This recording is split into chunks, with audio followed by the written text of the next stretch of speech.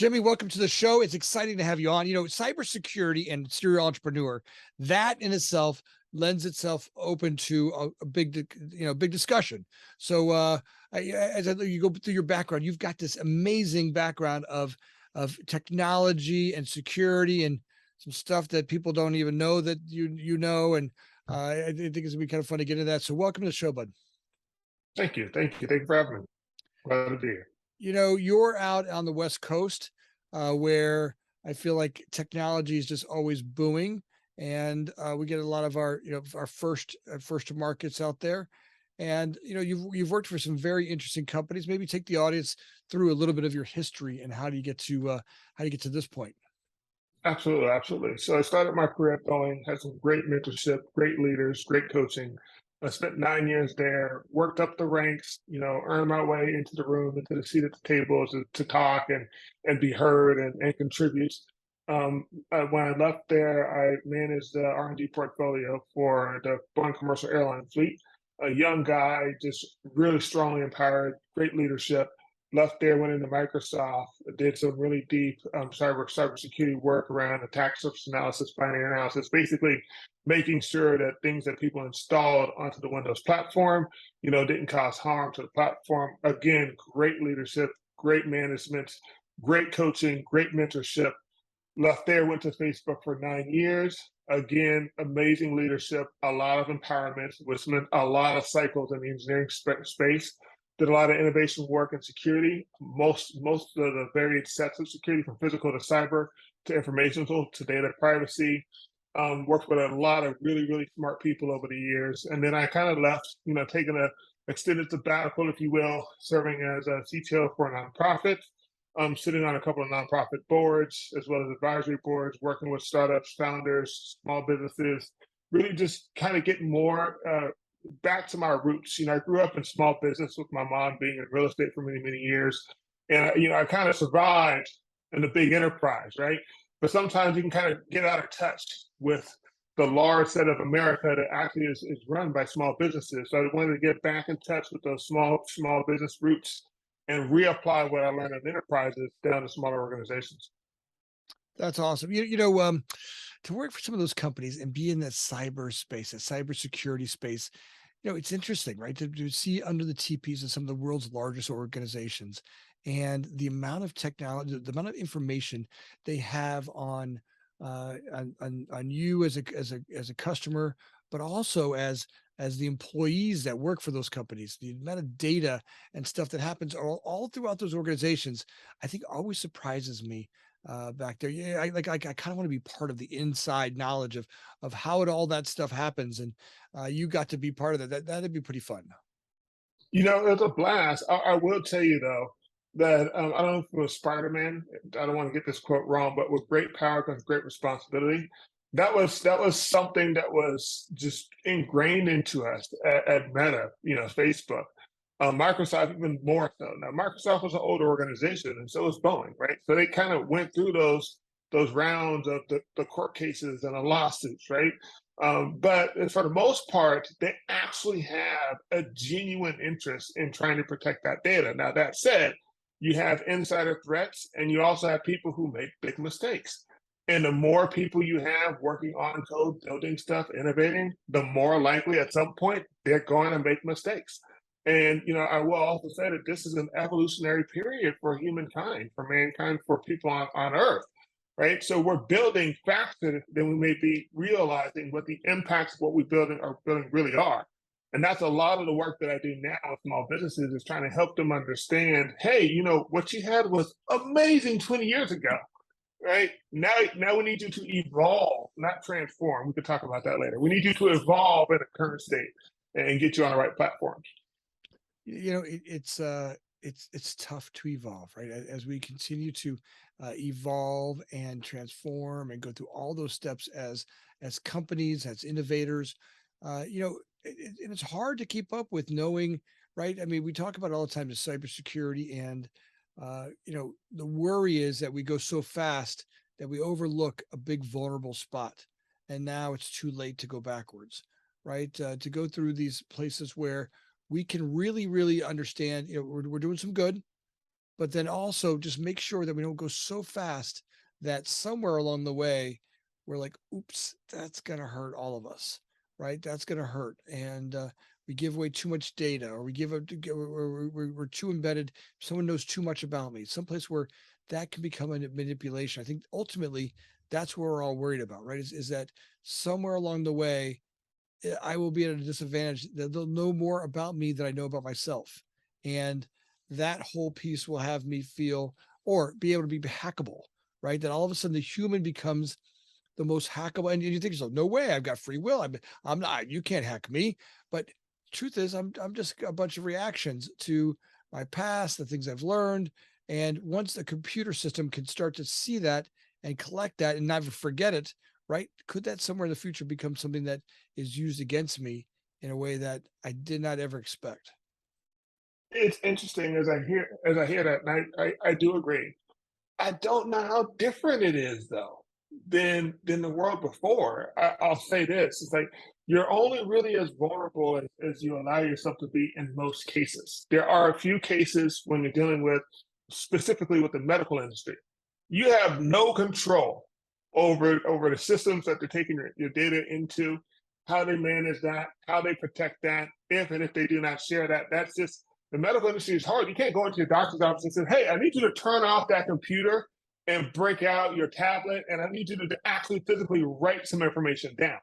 That said, we as the consumers have a strong vote in a lot of the technology that we elect to use. And I think that as humankind, we're just recalibrating our instincts. Like, for example, most of the Western world lives with a home or place that they live in, those that have a space to call home that's not outside, with a roof on top of it, right? Because we learned and our instincts say, okay, we should have some protection from the elements. I don't know how many millions and thousands of years, because I'm not an anthropologist, it took us to get there, but we have some instincts. So when you're home shopping, for those are in a position that that's an option, they're not going to go and buy a home, and the bank is not going to fund a home that doesn't have a roof on it. And even if it does have a roof, you can start looking at it and you have some instinctual kind of reaction on, hey, somebody should check that out. I should dig deeper. I should get a home inspection. I should make sure I want to see what the warranty is up on that roof, because you have instincts based upon what you've learned from, right? We as humankind need to evolve to that point that when we start looking at, do I, my children, my family, or anything that's connected to me, do I want to actually put my data into that system, that product, or that service? Hey, I should have an instinctual reaction. Maybe I should dig a little deeper. What's your privacy policy? What's your security policy? How are you going to protect me and my data? And what happens if you're wrong? What happens if you make a mistake? We're not asking those questions yet. Well, I'm with you, but I 5 times a day accept cookies that I've never read anything about. Right? I log on to a new website. They've got some cookie thing. I'm like, click yes. I've never read one of them. And every time Apple sends me an update, I'm like, should I read these 47 pages of stuff in here? And you get through the first couple pages, and you're like, okay, accept.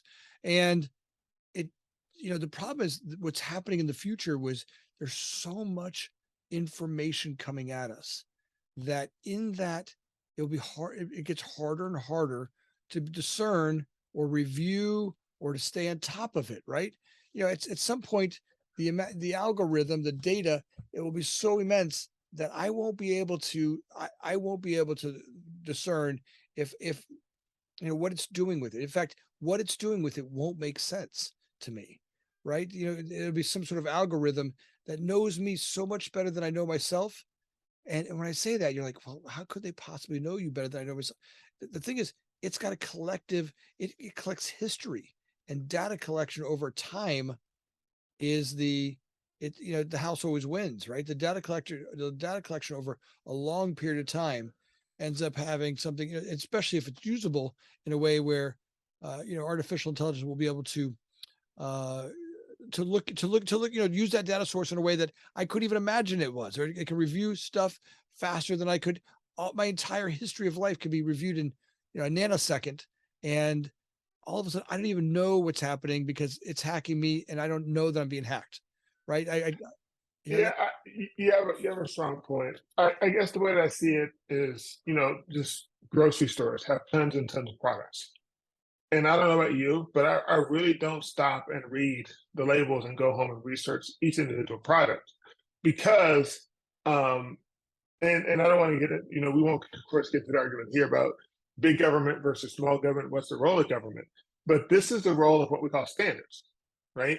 Right. And so instead of having to be an expert on what's underneath that standard in regards to food, it's the same conversation for technology, we have to get smart enough about that standard and what personal standards do we have, what personal expectations do we have on these standards. And if I can align with a standard that says, okay, it's actually vegan or it's sustainably engineered or sustainably grown, or I want to get away from GMO, non-GMO, but it's not good enough to just say non-GMO. It has to be, certified. And do I agree with that body that's certifying it? Because generally the government has sometimes came in and said, okay, there shall be a standard, and everybody that's going to do business in the U.S., for those that are in the U.S., must adhere to the standard, and those same standards exist elsewhere in the world. And so, as you're talking, pointing on this technology and the growth of technology and what they could do in the future, which is absolutely a serious concern because there's a lot that they can do with that data and a lot they can predict with, and a lot of data also puts them in a position where they can actually persuade or even guess where you're going to go before you may intrinsically know. But we should start to look into and ask our politicians worldwide, as where it may be, to start to enforce, build, and hold these makers and people who are providing these products and services to a standard and enforce that standard so that they can protect us so that you and I don't have to become extreme experts on every EULA and every privacy policy. But one of my favorite things to do is actually turn off cookies and see how the websites perform. No, it's funny how these will all come into play, right? As we evolve, some of the stuff will level itself off. To let your point, the spot where I can't check every label on everything, but I'm just hoping that if it's in that grocery store, it's safe, right? It's past some standard somewhere enough that I'm not the first guinea pig to try the food out.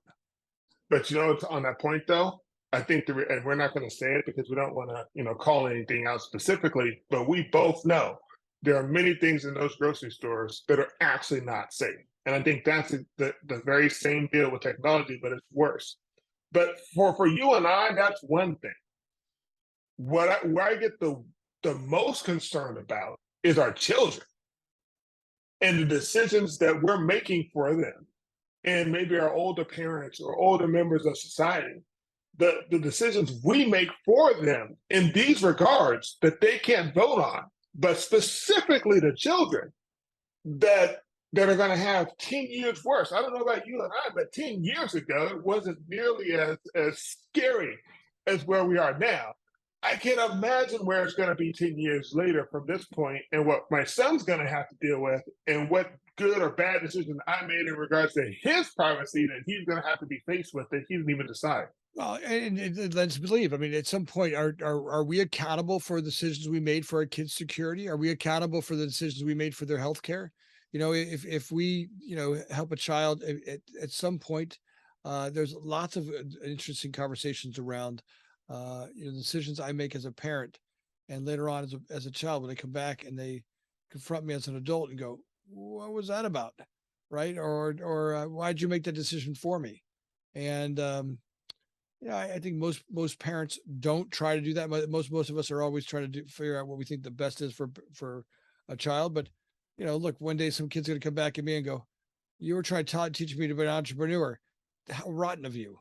I'm like, I don't know. I thought I was doing the right thing. I was trying to teach you to be self-sustaining, right? But somewhere in the future that will be greed laden or something. Be some sort of complaint around that. So I don't know that I could ever figure out all the things that are going to bug people in the future. But as you start to look at security and the companies that you've worked with and the systems that you've worked on, what are some things that you notice the trends are? And me as a consumer, what do I do to protect myself? Oh, great questions, right? I think, some of the I'll go from society into a personal, unless you want to start with the personal and then go to the bigger picture. Is there But Bigger picture, most people do not know that when you walk into most malls, um, and those that aren't using the mall app. So a lot of them have apps. You can choose to share data with that app so it can understand your location and lead you directly to a specific store. But when you do that, when you pass by, you stop. Let's say you just stop and look in the window. They now have data on you and said, hey, there might be something over there that you might be interested in. And to your point, you probably signed off on some privacy policy or some user agreement that allows them to share data of anonymized or unanonymized data about you that they can then send over to the ad company. So then you go home, you're not doing anything else. You kind of went to the mall, bought what you wanted to buy, and you're starting to scroll through social media. You're starting to scroll through your news feeds. You're starting to scroll through those that bought the same ads that the mall sold information about you for. And you're starting to say, hey, you know what? I just saw that shirt at the mall, about 15 minutes ago. It's interesting how that popped up now. No, that's not interesting. That's your data at work. There's also data tools around videos and video tracing. And so the technology is getting so good now, you don't have to opt in and they don't have to get your facial recognition, measurements between the eyes and a few more measurements around your face to recognize who you were and where you are. We all have what I would call a digital fingerprint, generally a unique set of technology radio signals that are emitting from us. And a lot of places, specifically public spaces, specifically in retail, now have the capacity to identify a unique set of signals and follow those signals and understand everywhere that you went. In some countries now, they're starting to get, to this facial recognition. It works great. It's amazing. Yes, it is. But then it's starting to get more towards social scoring and official social scoring. Well, in the United States, a lot of times you might go in places or you're going in and it says, hey, video recording in progress. Post it. We're taking your video, right? And this is where international and national legislations and regulations start to come into play on what can they do with that data. But if there's no regulation, then why can't they understand exactly where you stopped, what you looked at, and how to sell that information so that somebody else can buy information about you to sell to you? That's just, one example. Now, what can we do to protect ourselves? Typically, most people, that's not their major concern. Their major concern is more about how can you do harm to me or do harm to my assets or do harm to the people that I care about. And a lot of that is your identity and your banking information. One of the easiest ways to protect yourself is to turn on two-factor authentication, which means I know it is a pain, but you at least have to text me a number or send me some sort of a code. Or I'm going to work with some other app on my phone or my tablet or my computer that gives a second step for me to confirm I am who I said I am. If you haven't done that and you're using iPhone on iOS, do it now. If you haven't done that on your bank accounts, do it now. If you haven't done that on Android, do it now. One of the easiest ways that they pick off people's funds and people's identities is not only through credit card information and websites. The second thing you should do is never click on an email that looks funny, you don't know where it's coming from, or you never asked for. They've been dropping spam emails in my inbox now that almost looks exactly like PayPal. You go start inspecting the email addresses, it looks exactly like it came from them, but I never asked for them. So I get this email that says, hey, you need to click this link. If something's wrong, you need to start to call us. You need to reach out. You need to do this or that or the other. They're getting good. They're so good. I mean, I got one the other day. We're shopping for you. It looked like something my wife was buying. We're shopping. We're out of this. Which one do you want? You want this one or this one? Like, it was a Costco thing. They knew I was a member of Costco, and I got this. So it took me to link. It looked like I was logging into Costco, and it was about that. I'm like, oh, this is odd. I'm not sure this is Costco, right? It was that. It looked like I was logging into a Costco. And I'm like, man, you got to be careful. Some of these are really crazy. They're how good these fishing expeditions are going on are.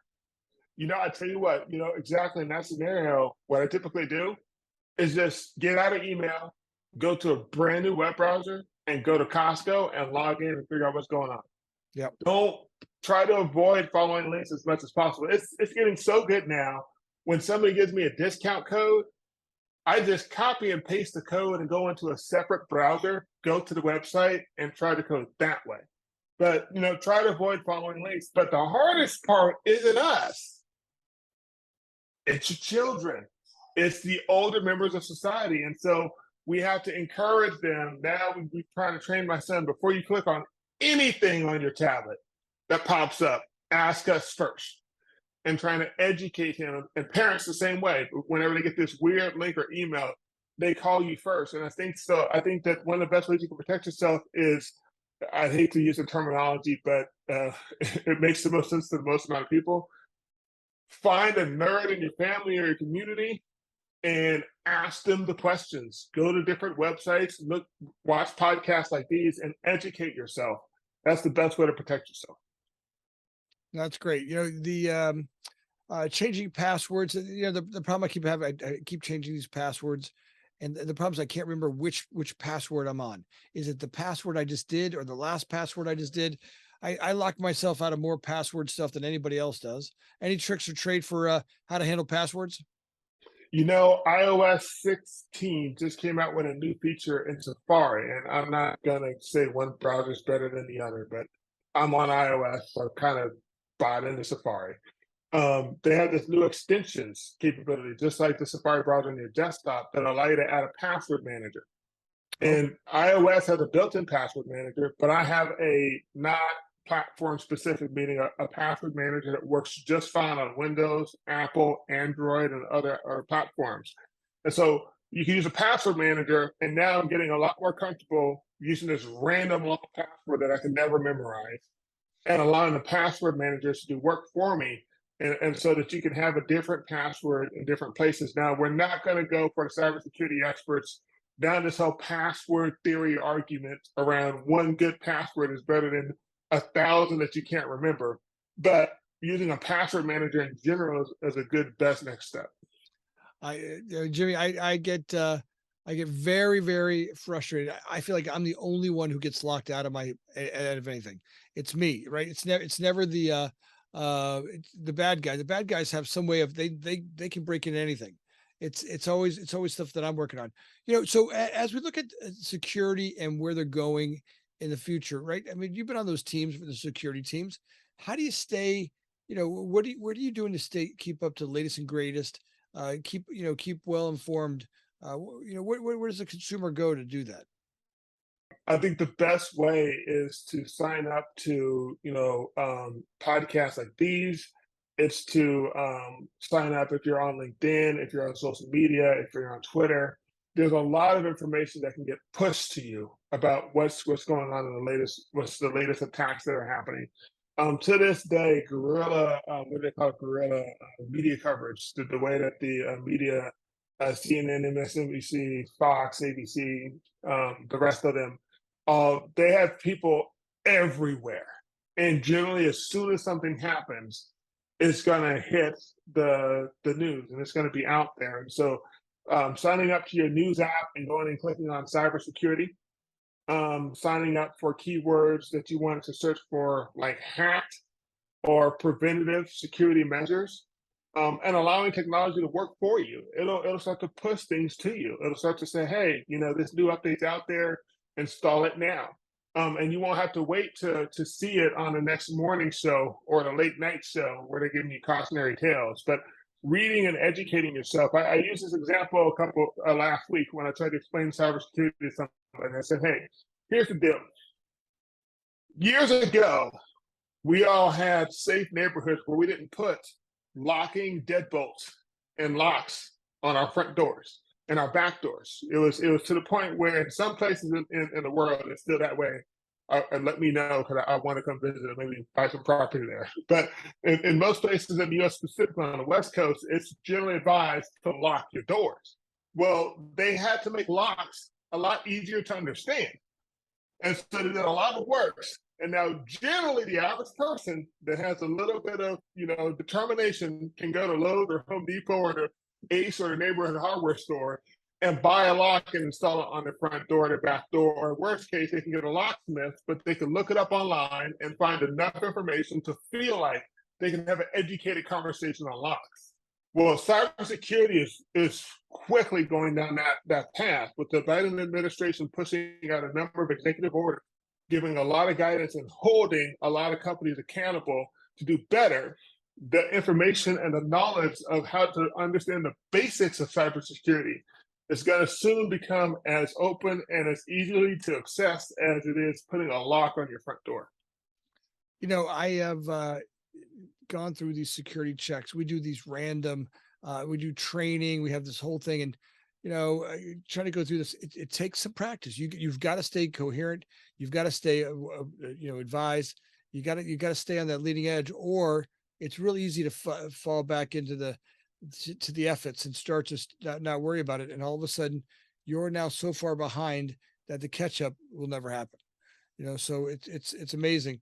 Jimmy, I love having you on the show. You're a wealth of knowledge when it comes to security. As every time you come on, there's some great knowledge that we gain about it. So kind of go back through again. So you think top security checks for everybody are what? Not following links? Not following links, updating your passwords, making sure to use a password manager, putting a secondary authentication method on all of your sensitive data, whether it be your medical, your financial, your personal data, setting up alerts that when something changes, you're notified. So one of the best things you could do when it comes to your finances is set up that two-factor auth on your bank accounts. A bank transfer can't happen without it. You can't log in without it. And you have a ton of alerts set up that if anybody tries to make a transfer, set up a new wire transfer entity, or any of that, you're notified, but also to ensure that your email is protected and that you have secondary authentication on your email. Because the two places that they're going to generally attack you generally is your identity and your money. And the only way that they can generally get to the money is something generally would come through your email or text, or they would try to intercept that. So you want to make sure that they can't have easy access to your email or your phone. That's awesome. Jimmie, as always, thank you very much for being on the show. Cybersecurity is something that's at the top of my mind all the time. Getting hacked, we've been there. It's cost us thousands of dollars as a company to go back through that stuff. It's amazing how expensive it is.